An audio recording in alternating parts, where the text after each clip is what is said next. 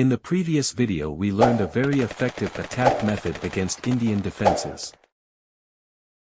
White starts the game with the move d4, placing a pawn in the center.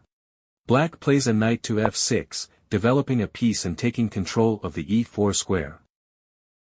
White continues with knight to f3, developing his king's knight. g6, with the idea of developing the king's bishop through the fianchetto, where it will be very well placed, since it will occupy the large diagonal of dark squares and exert pressure in the center, at the same time protecting its castling. Knight to c3, developing the knight towards its natural square and preparing to occupy the center with e4. Bishop to g7. Black continues with his development and is now ready to castle. e4. Occupying the center with his pawns and threatening to advance with e5, which would give him an advantage. d6. Taking control over the e5 square, to prevent the white pawn from advancing. Bishop to e3. Developing his queen's bishop to a good square, from where it reinforces the defense of the d4 pawn and increases control over the c5 square, making it difficult for the opponent to react with c5. Black castles to place his king in safety. White's plan is to move his queen to d2, to castle long and then launch his pawns to attack on the king side. This is the call 150 attack. The advantage of this method of attack is that it is very easy to play and can also be used against many defense systems, such as the King's Indian defense, the Perk defense or the modern defense. Queen to d2. Preparing to castle on the long side and prepare to invade with his bishop on the h6 square, to eliminate the fianchetto's bishop, which is the best defender of the opponent's castling. In this video we are going to see how to respond if Black wants to counterattack on the queen side. a6. Black prepares to advance his pawns on the queen side, to attack in that area of the board and try to create counterplay. White castles long, removing his king from the center and preparing to launch the attack on the king side. b5. Beginning to advance with his pawns on the queen side with the idea of attacking the white king. But White is not scared and continues with his attack plans against the enemy king. e5. Advancing in the center and attacking the knight on f6, which is a good defender of the opponent's castling. One of the keys to attacking successfully is to eliminate or deviate the opponent's key defenders. Pawn takes pawn, eliminating the opponent's central pawn. White recaptures with the knight to prevent the queens from being exchanged and to be able to continue his attack. Bishop to b7. Developing the bishop to a good diagonal and taking control over the c6 square, to prevent the white knight from invading that square. Bishop to h6. The white bishop invades the enemy camp and threatens to eliminate the bishop on g7, which is the best defender of the opponent's castling. Tip: destroy the enemy castling defenders. Black gets nervous and eliminates the intruding bishop. But this move allows the white queen to get dangerously close to the black king. Queen captures on h6.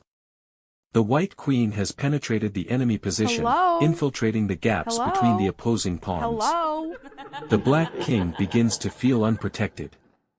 Knight to c6. Completing the development of his minor pieces and attacking the d4 pawn and the e5 knight, with the idea of eliminating it and weakening the attack, to try to defend himself. h4. White wastes no time defending his d4 pawn and continues his attack, which is now decisive. Knight takes on d4. Capturing the opponent's central pawn and removing support from the enemy's knight. Bishop to d3. Incorporating the bishop into the attack and dangerously aiming against the opponent's castling. One of the most effective ways to ensure that your attack is successful is to incorporate all the pieces into the attack. b4.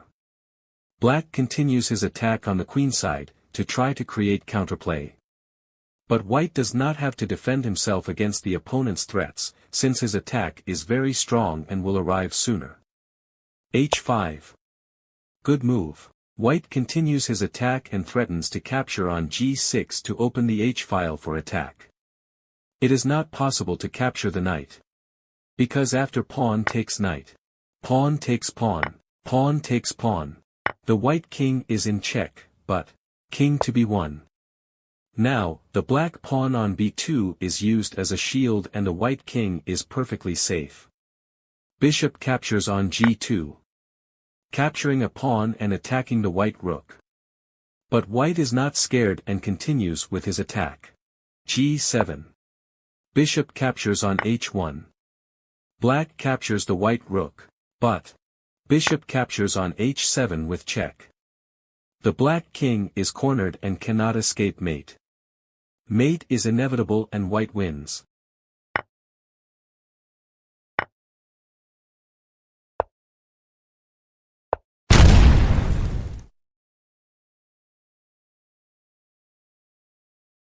g5.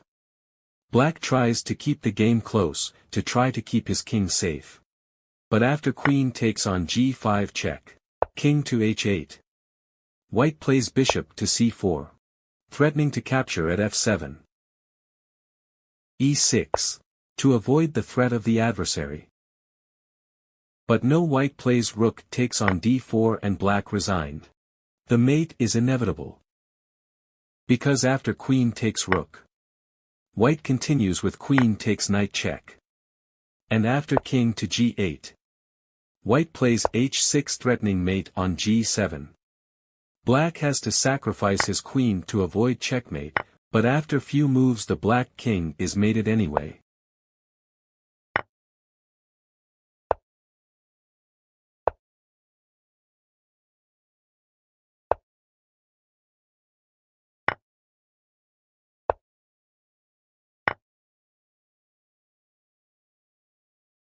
And if after rook takes on d4, black plays queen to e7, maintaining the knight defended. White continues with rook d7 penetrating on the 7th rank and attacking the black queen. Black is hopeless. Because, in case of knight takes rook then follows queen takes queen and white wins. And if after rook to d7 black plays queen to e8, then white plays queen takes knight check. And after king to g8, h6. White threatens to give mate on g7 and black has to resign. In summary. Place a pawn in the center. Then develop your two knights towards their natural squares. Occupy the center with your pawns, if the opponent does not prevent you. Develop the queen-bishop, mobilize your queen and castle on the long side, to launch a strong attack against the enemy king.